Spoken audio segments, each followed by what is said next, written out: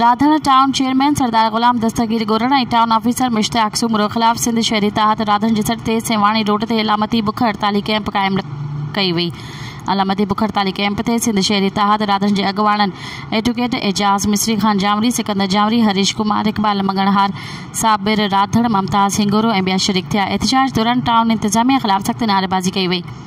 हिन सिलसिले में मीडिया ब्रीफिंग में एजाज़ मिस्री जानवरी चयो त राधण टाउन जी बजट 1 करोड़ 55 लख आहे, पर शहर जे 9 वार्डन में हालत ज़ाहिर आहे उहा बजट किथे ख़र्च थी का ख़बर नाहे। हुन चेयरमैन ते इल्ज़ाम हणंदे चयो त इहा अव्हां जी सियासत कयो था, MNA जूं टिकटूं वठो था, अव्हां खे शहर जी ख़िदमत करणी पवंदी, पोइ असां चवंदासीं त ईमानदार आहियो, भला आहियो त अव्हां जी हिमायत में न रहंदासीं। राधण टाउन जी जेका बजट आहे उन में शहर जे हिकु माण्हू जी टैक्स जा पैसा आहिनि, वो कहिड़ी बि ज़ात जो हुजे उनजो वारिस आहे। अव्हां अकेला उनजा वारिस न आहियो। इहा बजट सिर्फ़ु अकेलो माण्हू खां पाए पंहिंजे गाॾियुनि ते, बंगलनि ते, तेली ऐं अयशियुनि ते, पंहिंजनि माण्हुनि नौकरनि चाकरनि ते जिते वणे उते ख़र्च कनि था।